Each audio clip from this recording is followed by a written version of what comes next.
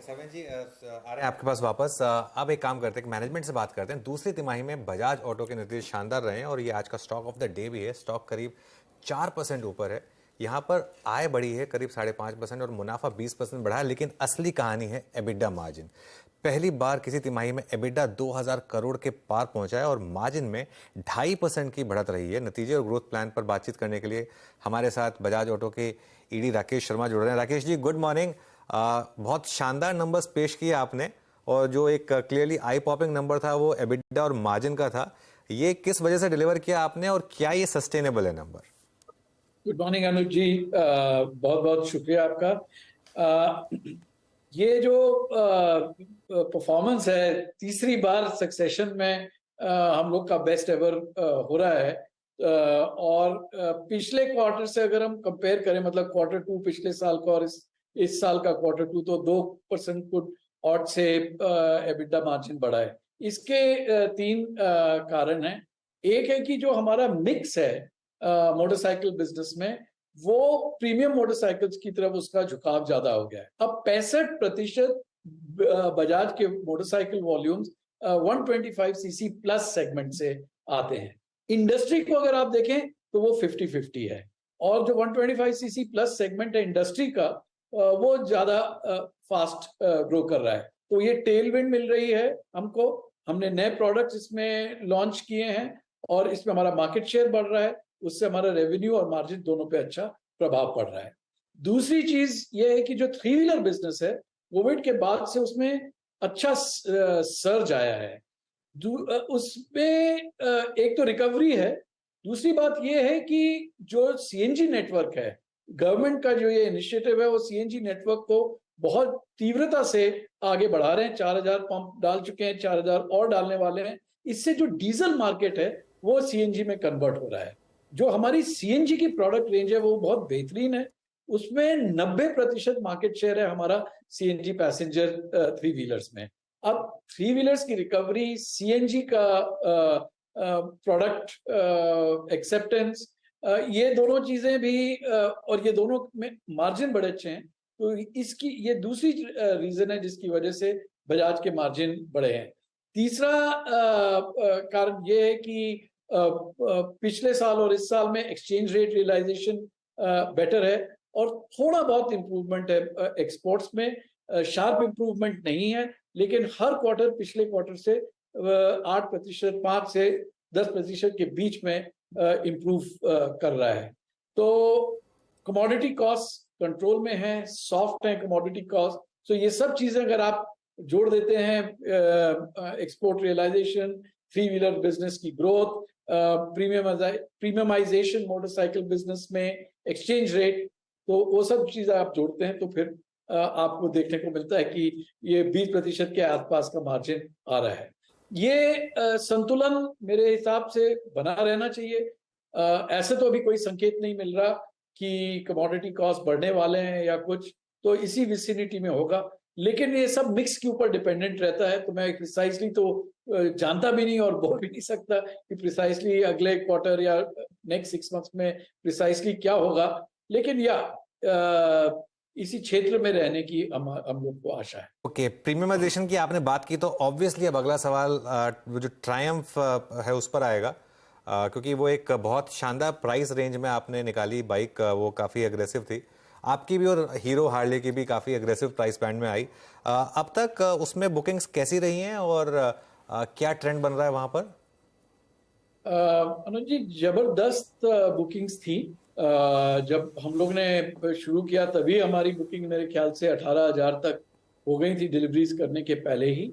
जुलाई and से हम लोगों ने डिलीवरी शुरू की। 8,000 के करीब हम लोगों ने डिलीवरीज कर दी हैं और इस महीने 4 से 4,000 के करीब और डिलीवरीज होना चाहिए। वही हमारी कैपेसिटी है इस वक्त।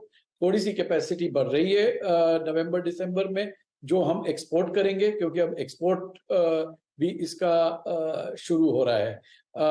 तो बुकिंग्स आती जा रही हैं। तो अभी हम लोग एग्जैक्ट नंबर हम ट्रैक नहीं कर रहे, क्योंकि अब सिर्फ सारा फोकस डिलीवरीज पे है। लेकिन मेरे हिसाब से अभी भी 15-16 हजार के करीब तो बुकिंग्स हैं ही। अब ये है कि फटाफट डिलीवरीज करें और कैपेसिटी को बढ़ाएं। अभी हम लोग सिर्फ 20 शहरों में हैं। अगर मैं ये 20 शहरों में देखूं तो इसमें हमारा मार्केट शेयर सिर्फ वो ये 20 शहरों का अगर हम मार्केट देखें तो उसमें हमारा मार्केट शेयर अच्छा डबल डिजिट में ऑलरेडी पहुंच चुका है। हमारी ये कोशिश रहेगी कि साल के एंड तक 100 के करीब शहरों में हम लोग पहुंच जाएं। मतलब अप्रैल तक हम 100 के करीब शहरों में। तो ये और ये सब एक्सक्लूसिव बेहतरीन ट्रायम्फ स्टोर्स के थ्रू हो रहा है। तो जिस तरह से कवरेज बढ़ता जाएगा मेरे हिसाब से ट्रायम्फ बिजनेस भी बढ़ता जाएगा और हम लोग कैपेसिटी अनलॉक करते जाएंगे। जी राकेश जी नमस्ते, मेरा नाम नीरज है। सर आपने जो बातें बताई इसमें दो सवाल मेरे हैं। एक तो आपने कहा कि प्रीमियम सेगमेंट पे आप 65% अपना काम करते हैं और इंडस्ट्री वाइड 50-50 है। हालांकि कोविड के बाद से हम देखें तो प्रीमियमाइजेशन बहुत तेजी से बढ़ा है। क्या इसको एक पैराडाइम शिफ्ट माना जाए बाइक इंडस्ट्री के लिए? और इसी से जुड़ा दूसरा सवाल है कि क्या रूरल या छोटे शहरों की वो 100 सीसी वाली डिमांड नहीं वापस आ रही कोविड के बाद से? और दूसरा सवाल आपने कहा कि सीएनजी की वजह से 3 व्हीलर में बहुत ज़बरदस्त ट्रैक्शन है और आप नो डाउट लीडर है, मोनोपोली है आपकी। क्या ये जो डीजल और सीएनजी की कीमतों में बहुत कम अंतर रह गया है, इससे कोई फर्क नहीं पड़ रहा है? और साथ ही इलेक्ट्रिक की जो व्हीलर्स आ रहे हैं अब 3 व्हीलर्स, इंडस्ट्री लीडर हैं, आपका व्यू क्या है? तो देखिए आपका जो अनिल जी पहला प्रश्न था ये प्रीमियमाइजेशन मतलब जो डिवीजन है 100 सीसी और फिर 125 सीसी प्लस, अगर आप 2-3 साल का व्यू लें तो पैराडाइम शिफ्ट तो नहीं बोलूंगा, लेकिन डेफिनेटली 3 साल पहले 125 सीसी प्लस सेगमेंट कुछ 45-46% होता था, अब इंडस्ट्री के लिए भी 51% हो गया है और 100 सीसी सेगमेंट 49% हो गया है। इसका एक कारण ये भी है कि जो बिल्कुल बॉटम एंड कस्टमर है, अगर हम 100 सीसी का मार्केट भी देखें और अगर उसको हम 2 में विभाजित करें तो जो बिल्कुल जो bottom and entry level 100 CC है वो कस्टमर अभी भी कमजोर पड़ा हुआ है। जो इकोनॉमिक रिकवरी है, जो कंज्यूमर कॉन्फिडेंस और ऑप्टिमिज्म बढ़ता जा रहा है, वो अभी तक उस बॉटम एंड कस्टमर तक पूरी तरह से उसको उसने अपने एम्ब्रेस में नहीं लिया है, तो उसकी वजह से वो एलिमेंट डाउन है। ऊपर के कस्टमर्स की income certainty, income confidence, optimism सब इंप्रूव किया है, इसलिए हम देख रहे हैं कि वो सेगमेंट्स बढ़ते जा रहे हैं। और ये धारणा हमारी काफी 1-2 साल से हम लोग ने ट्रेंड स्पॉट किया है, इसलिए हमारा जो इनोवेशन और R&D था सब इसी क्षेत्र पे केंद्रित था। और मैं सोचता हूं कि आने वाले क्वार्टर्स और साल में ये ट्रेंड अगर हमारी इकोनॉमी अच्छी करती रही, बिकॉज ये बहुत इकोनॉमी डिपेंडेंट है, अगर इकोनॉमी अच्छी कर रही होती है तो लोगों में एक जोश आता है कि भाई 2 बेडरूम का फ्लैट लेने के बदले 3 बेडरूम ले लेते हैं, भाई 100 सीसी गाड़ी लेने के बदले 125 सीसी गाड़ी ले लेते हैं, 150 सीसी गाड़ी ले लेते हैं। ये एक तरह की सोच शुरू हो जाती है, उससे ये प्रीमियमाइजेशन को इम्प्रूवमेंट मिलता है। जहां तक की बात आई 3 व्हीलर्स की, 3 व्हीलर्स में जी हाँ, जो प्राइस बढ़ा है सीएनजी का, उसके बावजूद भी अगर आप diesel operating cost per kilometre देखें and CNG operating cost per kilometre देखें, सीएनजी कॉस्ट काफी कम है। तो अगर वो आदमी भी जिसने एक डीजल गाड़ी ले ली है और उसके क्षेत्र में सीएनजी पंप आ जाता है, अगर उसने गाड़ी 2-3 साल हो चला ली है तो वो देखने लगते हैं कि हम गाड़ी को कैसे बेचें और सीएनजी को हम अपनाएं। पर जिस व्यक्ति ने अभी अभी गाड़ी ली है डीजल की, तो फिर थोड़ा बेचने में हिचकिचाते हैं। तो ये मार्केट में, ड्राइवर्स में, फ्लीट ओनर्स में बिल्कुल इस्टेब्लिश्ड बात है कि सीएनजी व्हीकल का ऑपरेटिंग कॉस्ट इन प्राइसेस में भी डीजल से काफी कम है।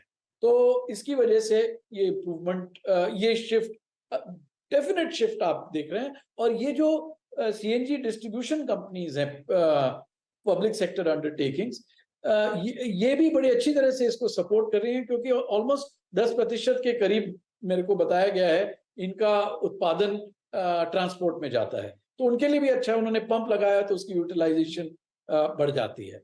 इलेक्ट्रिक 3 व्हीलर्स ने अभी तक पूरी तरह से अपना मार्क नहीं किया है, लेकिन हम लोगों ने पिछले क्वार्टर में तकरीबन 2000 इलेक्ट्रिक थ्री व्हीलर बेचे हैं कुल मिला के, as a pilot in north India, in Agra and places like that, जहां पे ऑटो रिक्शा रिस्ट्रिक्टेड है और हमको बहुत ही अच्छा रिस्पांस मिला है। हम लोग ने जैसे पहला मार्केट हमने खोला था वो था आगरा, उसमें हमारा 70% मार्केट शेयर ऑलरेडी हो गया है। उस अनुभव के बाद हम अब 10 और शहरों में पहुंच चुके हैं और अब से लेके साल के एंड तक हम 40 शहरों में पहुंच जाएंगे। हमारे लिए एक अच्छी बात है कि हमारा मार्जिन दोनों में तकरीबन सेम है, तो हमको ये कोई फर्क नहीं पड़ता कि हम सीएनजी ऑटो बेचें या इलेक्ट्रिक बेचें from a financial point of view. जिन मार्केट्स में हम लोग आइस या सीएनजी को लेके नहीं जा सकते, वहां हम अग्रसर हो रहे हैं इलेक्ट्रिक थ्री व्हीलर को लेके। तो इससे हमारे लिए नए नए मार्केट खुलते जाएंगे और थ्री व्हीलर बिजनेस को भी एक बहुत बड़ा इससे एनर्जाइजेशन होगा उसका। राइट। अच्छा, मुझे पता आपको एक काउंसिल मीटिंग के लिए जाना है, इसके लिए मैं इसको एक आखिरी सवाल बना रहा हूं। ये एक्सपोर्ट्स को लेकर अब सिक्वेंशली आपकी 8% की ग्रोथ रही है, तो एक रिकवरी है सिक्वेंशली। हालांकि ईयर ऑन ईयर अभी भी थोड़ा से डाउन ही है। आपने हमेशा एक व्यू लिया है एक्सपोर्ट्स में कि आप एक लंबी चौड़ी विजिबिलिटी लेकर नहीं चलते हैं एक्सपोर्ट्स में, लेकिन इस समय क्या नियर टर्म में या मीडियम टर्म में एक्सपोर्ट्स को लेकर आपकी विजिबिलिटी, क्योंकि बजाज के एक प्रीमियम वैल्यूएशन में एक एक्सपोर्ट्स का काफी बड़ा हिस्सा होता है। तो मैं यही कहूंगा जी कि it seems the worst is over, but ये पूरी रिकवरी जो है ये मैक्रो इकोनॉमिक और करेंसी कंडीशन से टाइड अप है। जब मार्केट्स थोड़े से सेटल डाउन हो रहे हैं ऑलरेडी, और इन्फ्लेशन कंट्रोल में आ जाएगा, तो हमको ये रिकवरी एक्सेलरेट होते दिखेगी। लेकिन अभी मेरे को ऐसा लगता है कि यही range 5 to 8% her quarter improve करेगा। देखिए, हमारी जो पीक परफॉर्मेंस थी फाइनेंशियल ईयर 22 में, हम लोग 2 लाख गाड़ी पर मंथ का हमारा औसत था, वो घट के 120 हो गया था। अब पिछले क्वार्टर फर्स्ट क्वार्टर में वो 130 हुआ, 1,30,000 हुआ, फिर 1,40,000 हुआ, अब फिर उसके बाद 1,50,000, 1,60,000, इस तरीके से मेरे हिसाब से वो रिकवरी चलेगी in the near term. Right. Rakesh ji, बहुत बहुत शुक्रिया आज हमारे साथ जुड़ने के लिए और हमारे लिए समय निकालने के लिए। Thank you. जी हाँ, बिल्कुल, ये बहुत इंटरेस्टिंग बात उन्होंने कही कि प्रीमियम वाला सेगमेंट, और आप देखिए सारी कंपनियां अब उसी तरफ जा रही हैं।